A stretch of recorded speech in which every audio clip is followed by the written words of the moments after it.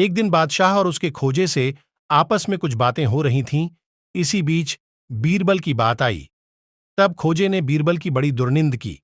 यह बादशाह का मुंहलगा खोजा था, इसलिए खुलेआम उसकी अवहेलना करना उचित न समझकर प्रमाणों द्वारा मुंहतोड़ उत्तर देना शुरू किया।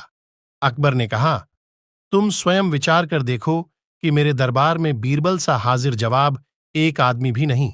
खोजा बादशाह के मुख से बीरबल की प्रशंसा सुनकर मन ही मन भड़क उठा और बोला, हुजूर, यदि आप बीरबल को हाजिर जवाब बतलाते हैं तो वह मेरे 3 सवालों का जवाब दे। यदि ठीक ठीक उत्तर दे देगा तो मैं भी उसे श्रेष्ठ मान लूंगा। बादशाह अकबर ने उससे सवाल पूछने को कहा। खोजा बोला, 1. आकाश में तारों की कितनी संख्या है?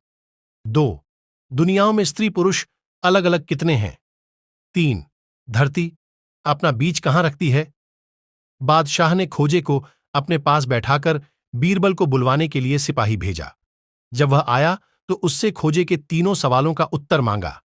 बीरबल चुपके से बाजार से एक बड़ा मेढ़ा खरीद लाया और उसे बादशाह के सामने खड़ा कर बोला, खोजा साहब, इसके पीठ के बालों की गणना कर लेवें। इसके शरीर में जितने बाल हैं उतने ही आकाश में तारे भी हैं। फिर इधर उधर घोड़ से पड़ताल कर एक जगह जमीन में खूंटी गाड़कर बोला, पृथ्वीनाथ, पृथ्वी का मध्य यही है। यदि खोजे को यकीन न हो तो स्वयं नाप ले। जब पहले और तीसरे सवालों के बाद दूसरे की बारी आई तो बीरबल हंस पड़ा, परंतु अपना असली भाव छिपाकर उत्तर दिया, गरीब परवर, स्त्री पुरुषों की संख्या तो इन खोजों के कारण बिगड़ गई है, क्योंकि ये न तो स्त्रियों की संख्या में आते हैं और न पुरुषों की ही।